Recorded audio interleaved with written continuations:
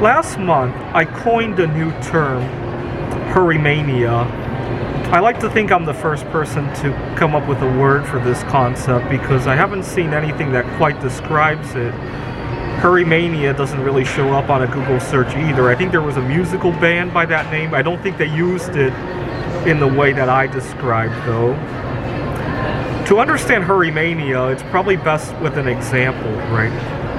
So if you have a job that you don't like, or maybe even if you like it, but maybe there's a lot of busy work involved, right? So gig work is a great example of something that could cause a lot of hurrymania. You got a number of clients scattered through the day, and right now as I record this, what time is it? It's 3:08, and I'm not in a hurrymania day today, so that's why I didn't even know what time it was. Let's say I had a gig at 4:30 today. It puts a limitation to what can go on at 3:08 p.m., right? So I might not be inclined to start a meal because I like to be able to relax. But if the client has to go on for 4 hours, you know, I kind of have to force myself to eat, right? Especially if I spent the last night fasting, right? Or I might want to do an art project of some sort. I definitely cannot fire up my furnace at this time of the day, right?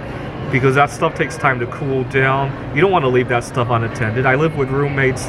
Any one of them could not realize that that stuff is hot, and so not a good idea, right?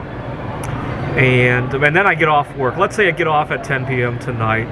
Well, I'd love to be having my favorite green tea, but that stuff is loaded with caffeine.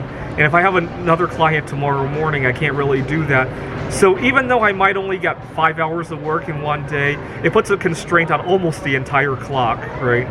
And you're always thinking about what time it is, when can I go somewhere, and I call that the hurrymania syndrome, if you will. And I decided to think back at my life, and I made a chart of how badly I suffered from hurrymania over the last few years, especially these last few weeks when it has gone way, way, way down. Here's a chart going back to 2014, if the lighting, roughly the time I first more or less permanently moved out of my parents' homes. It has ebbed and flowed. Sometimes I get somebody I like to work with and it goes down a little bit.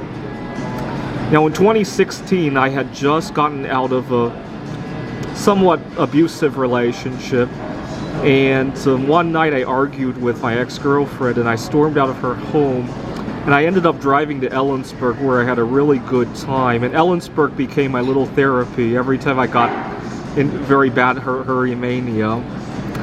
And then eventually, well, that died down, but then I met another girl and she and I beat at the same wavelength, and that became my new therapy for hurrymania. But then she and her mother were moving things really, really quickly, and her mom wanted us to get married, and among other things.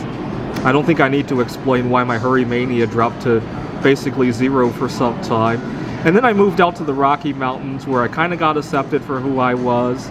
But then I wanted to really mingle with the locals there, so my hurrymania level was still at a relative low. This is when I took on a number of toxic jobs, and this was last week when I was in Grants, New Mexico, and I hope to make some changes to my life.